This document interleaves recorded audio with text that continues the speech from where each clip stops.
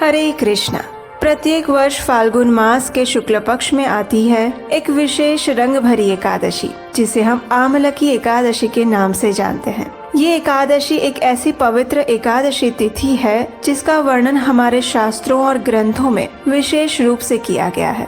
एकादशी तिथि वैसे भी भगवान श्री हरि को अत्यंत प्रिय है, लेकिन ये एकादशी इसलिए विशेष है क्योंकि इस दिन भगवान के प्रिय आंवले के वृक्ष की उत्पत्ति भी हुई थी, और वो भी भगवान के अश्रु से।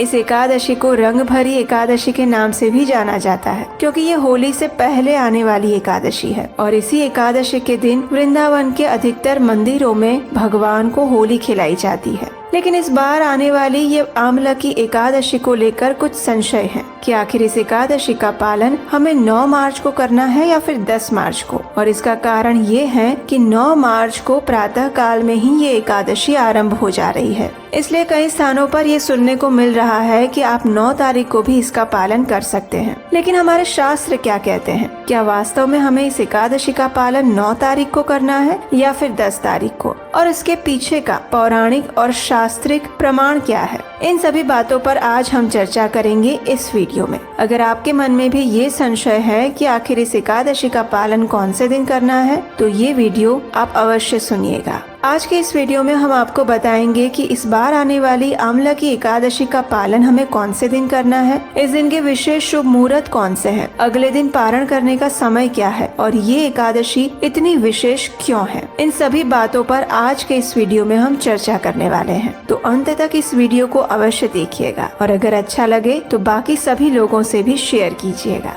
तो चलिए आज के इस विशेष आमलकी एकादशी वीडियो का आरंभ करते हैं। प्रत्येक वर्ष फाल्गुन मास के शुक्ल पक्ष में आने वाली आमलकी एकादशी का पालन इस बार हम करेंगे 10 मार्च 2025 सोमवार के दिन। अब देखिए, कई स्थानों पर आपने सुना होगा कि इस बार की एकादशी का पालन आप 9 मार्च को भी कर सकते हैं, लेकिन अगर वैदिक संस्कृति और ज्योतिष शास्त्र के अनुसार देखा जाए तो कोई भी तिथि सूर्योदय के समय अगर उपस्थित हो तभी उस दिन उस तिथि को मनाया जा सकता है। और इस नियम अनुसार इस बार आमलकी एकादशी का आरंभ हो रहा है 9 मार्च 2025 रविवार के दिन सुबह 7:45 से, और ये एकादशी पूर्ण हो रही है 10 मार्च सोमवार को सुबह 7:44 पर। अब देखिए, 9 मार्च को शुरू होने वाली एकादशी सूर्योदय के समय में उपस्थित नहीं है, यानी कि वो सूर्योदय के बाद आरंभ हो रही है। वो सिर्फ 10 मार्च को ही सूर्योदय के समय में उपस्थित है, और इसीलिए उदया तिथि के अनुसार हम इस बार आमलकी एकादशी का पालन 10 मार्च को ही करेंगे।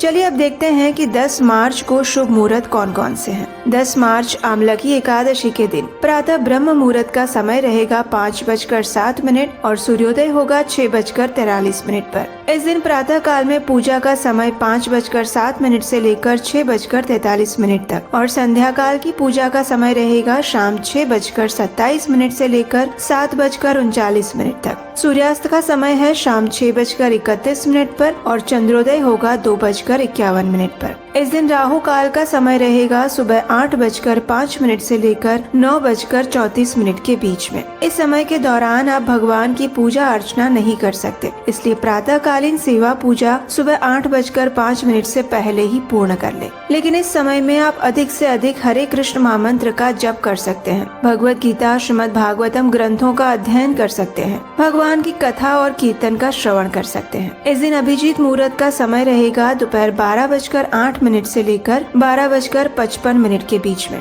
विजय मुहूर्त रहेगा दोपहर 2:30 से लेकर 3:17 के बीच में, और अमृत काल रहेगा शाम 6:12 से लेकर 7:52 के बीच में। इस दिन सुबह 7:44 तक भद्रा का वास भी रहेगा, जो कि इस बार पृथ्वी पर है, और इसीलिए ये हमारे लिए अशुभ समय माना जाता है। इस समय में कोई भी शुभ कार्य नहीं करने चाहिए। इसी समय के दौरान अग्निवास भी है, जो कि उस समय पाताल में स्थित है, इसलिए ये समय भी शुभ कार्य के लिए उचित नहीं माना गया। 7:44 के बाद ये अग्निवास पृथ्वी पर हो जाएगा, जो कि शुभ मुहूर्त में आता है। इस दिन राहु का वास उत्तर पश्चिम दिशा में रहेगा, इसलिए इस दिशा की ओर मुख करके कोई भी शुभ कार्य नहीं करने चाहिए। आइए अब देखते हैं कि द्वादशी के दिन पारण करने का समय और शुभ मुहूर्त कौन से हैं। इस बार द्वादशी तिथि का आरंभ हो रहा है 10 मार्च 2025 सोमवार को सुबह 7:45 से और पूर्ण होगी 11 मार्च मंगलवार के दिन सुबह 8:13 पर। इस बार द्वादशी तिथि सूर्योदय में सिर्फ 11 मार्च को ही उपस्थित है, इसलिए हम एकादशी व्रत का पारण भी द्वादशी के दिन यानी 11 मार्च 2025 मंगलवार के दिन करेंगे। 11 मार्च द्वादशी के दिन प्रातः ब्रह्म मुहूर्त का समय है 5:06 पर और सूर्योदय होगा 6:42 पर। द्वादशी के दिन यानी 11 मार्च 2025 मंगलवार के दिन एकादशी व्रत पारण करने का समय रहेगा सुबह 6:42 से लेकर 8:16 के बीच में। एकादशी के उपलक्ष्य में द्वादशी के दिन अगर आप पारण करने से पहले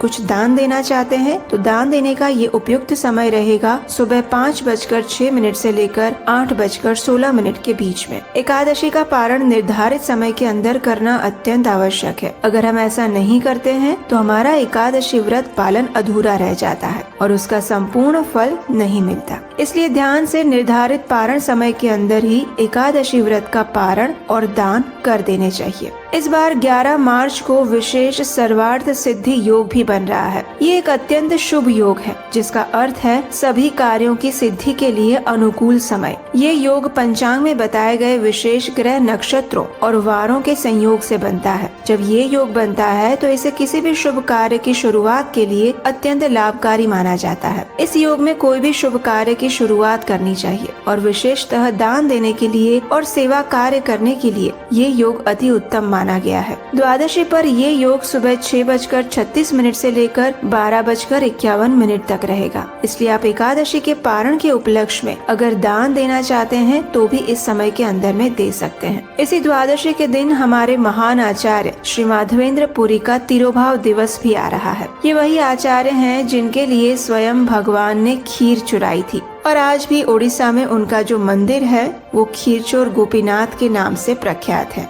अगर आपने भगवान के ऐसे शुद्ध भक्त श्री माधवेंद्र पुरी की कथा नहीं सुनी है तो आप ये हमारे चैनल पर जाकर सुन सकते हैं। आंवला की एकादशी के दिन विशेष रूप से भगवान श्री हरि के विग्रह या चित्र की पूजा आंवला वृक्ष के साथ की जाती है। इस दिन आंवले के वृक्ष की पूजा करने का विशेष महत्व है और इसके उपरांत भगवान को आंवला अर्पित करना, स्वयं भी उसका सेवन करना और आंवले के फल का दान देना, ये सारे कार्य इस आंवला की एकादशी के दिन करने चाहिए। हमारे शास्त्र कहते हैं कि जब इस सृष्टि की उत्पत्ति होना प्रारंभ हो रहा था तो सबसे पहले भगवान विष्णु के नाभि कमल से ब्रह्मा जी की उत्पत्ति हुई। अब ब्रह्मा जी तो आ गए लेकिन चारों ओर संपूर्ण अंधकार फैला था और उन्हें समझ नहीं आ रहा था कि आखिर वे स्वयं कौन है और उनके जीवन का उद्देश्य क्या है, कौन है जिसने उन्हें उत्पन्न किया है। इन सभी प्रश्नों का उत्तर प्राप्त करने के लिए उन्होंने तपस्या करना आरंभ किया और उनकी इस घोर तपस्या से प्रसन्न होकर आखिर भगवान श्री हरि अपने सुंदर चतुर्भुज रूप में उनके समक्ष प्रकट हुए। उस समय ब्रह्मा जी की तपस्या से प्रसन्न होकर उनके प्रति वात्सल्य के कारण भगवान श्री हरि की आंखों से एक अश्रु की बूंद निकली और वो जब इस धरती पर पड़ी तो उससे आंवला वृक्ष की उत्पत्ति हुई। कई स्थानों पर यह भी कहा गया है कि भगवान श्री हरि के थूक से इस वृक्ष की उत्पत्ति हुई थी। इसी वृक्ष की उत्पत्ति के साथ साथ अन्य गंधर्वों, यक्षों और किन्नरों का भी प्रादुर्भाव हुआ और जब देवताओं ने इस वृक्ष को देखा तो वे सभी आश्चर्यचकित रह गए और उसी क्षण एक आकाशवाणी हुई कि ये भगवान श्री नारायण का अत्यंत प्रिय आमलकी वृक्ष है। ये वृक्ष जिस दिन उत्पन्न हुआ था उसी दिन को हम आमलकी एकादशी के नाम से जानते हैं। तो ये थी आने वाली आमलकी एकादशी से जुड़ी हुई संपूर्ण जानकारी, इस दिन के विशेष शुभ मुहूर्त, समय और इसके महत्व की चर्चा। हमें लगता है कि शायद इस वीडियो के माध्यम से आपके आने वाली आमलकी एकादशी से जुड़े सभी संशय समाप्त हो गए होंगे और अगर फिर भी आपके मन में कोई प्रश्न है तो आप हमें नीचे कमेंट बॉक्स में लिखकर बता सकते हैं। इस एकादशी की विशेष कथाएं सुनने के लिए याद से आपके अपने इस